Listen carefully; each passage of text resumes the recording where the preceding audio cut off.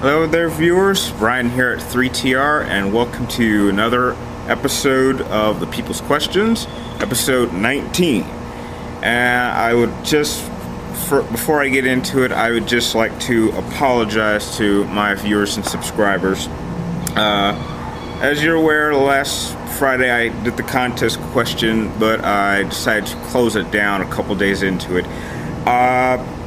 I felt a little bad that I posted the question of how many versions of human nature it is. I'm sure many of you don't really care, and that's really something none of you would know.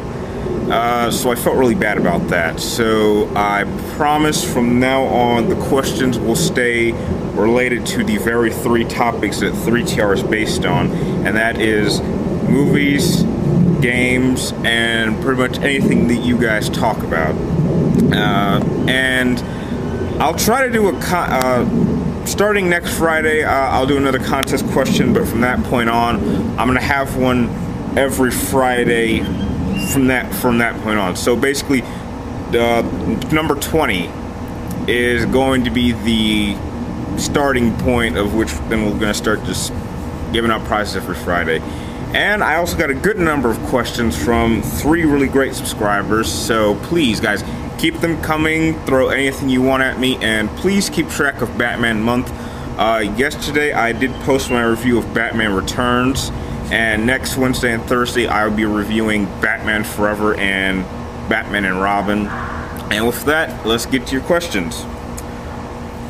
First one comes from Mr. Angry Retard, and he had a pretty interesting question, and he wants to know, what are my 3 favorite Stanley Kubrick movies? I hope I said that right. And my number 3 one is 2001 Space Odyssey. Great science flick. I would say probably one of the origins of all science flick movies in my opinion. Great visuals for the time. And if you're a science fiction fan, you should definitely check it out. Second one being A Clockwork Orange, starring Michael McDowell, and the message. I think that the movie has a very strong message, although it takes maybe a little bit too long to get to it. But if you've seen it, if you have not seen it, actually check it out on Netflix. It should be up now on Netflix. Definitely go check it out. But the message that I got from A Clockwork Orange is don't mess with the human condition. I mean, don't get me wrong, humans are capable of, very terrible things, but we shouldn't mess with that. We can try to make the person better, but we shouldn't affect how the brain operates to make that person better. We shouldn't do that. But overall, my favorite one of his films is The Shining, starring Jack Nicholson. I'm sure many of you can guess what my favorite scene of that whole movie is. If you know it, comment down below, and maybe I'll give you a shout out next episode. So yeah, those are my 3 favorite Stanley Kubrick films. The next question comes from the one and only Timmy Primetime. Once again, he's on a roll now. And Timmy Primetime, I had a little trouble understanding your question.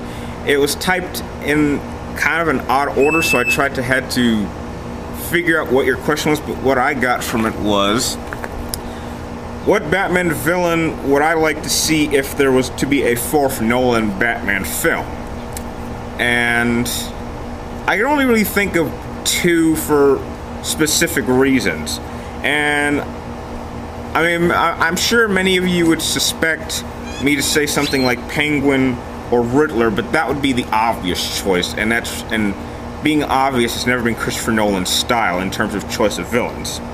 So personally, I think that the 2 main ones that I would pick would be Hugo Strange, and have him team up with Scarecrow, because both of these guys are brilliant doctors. However, one kind of dwells into using fear, and the other is into using power. And having a powerful man and a powerful man using fear, that's a very dangerous combination. And that would be a different challenge than Batman is used to, so that would be a good those would be the two villains that I personally would like to see if there's going to be another Batman film. And lastly, the last questions come from Gio813. I hope I said that right. And he had two questions. And the first one is, have I seen the movie Ink? And what are my thoughts on it? No, I have not seen the movie Ink.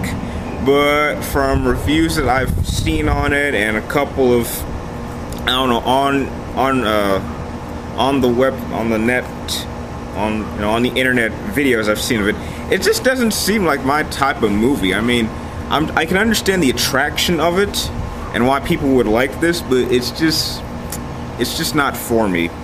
And your next question, which I thought was really interesting, was what are my thoughts on the Chronicle director doing the Shadow of the Colossus movie? Personally, I'm a little worried.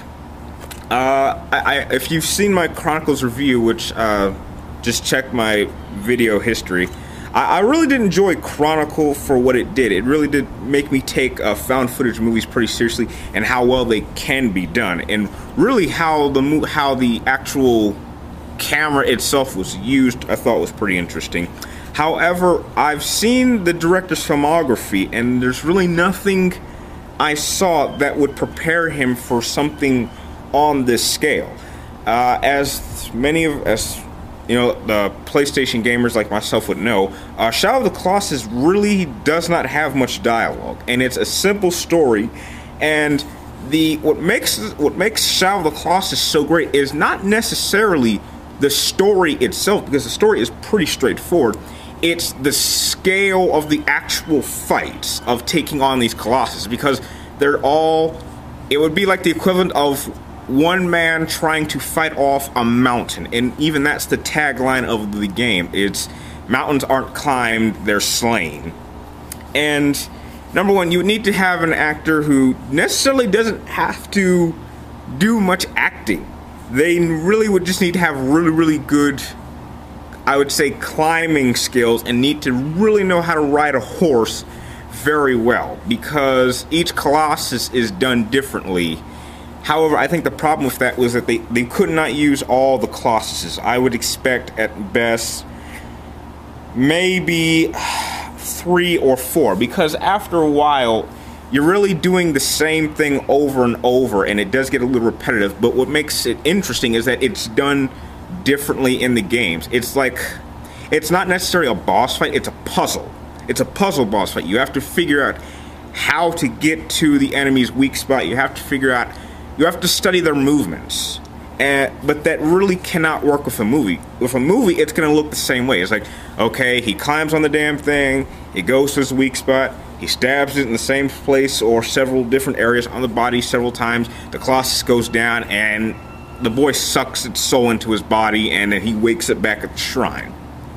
Something like that would not work in a movie. Doing it too many times, it would just get boring. So I'm a little skeptical, but I'm willing to give him a chance as long as he does not screw it up.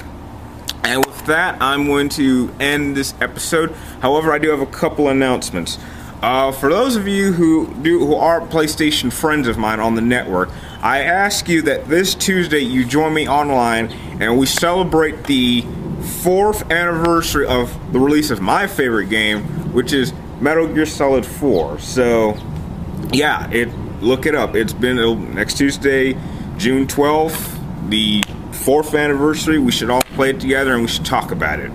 And also, I will try to, I have a certain video that I will be posting up, or a series of videos where I'm going to talk about my views on horror, and really how my views on horror and how someone else's kind of affect our enjoyment of movies and games. And once again, please post any questions you would like me to answer on the next episode down below in the comments.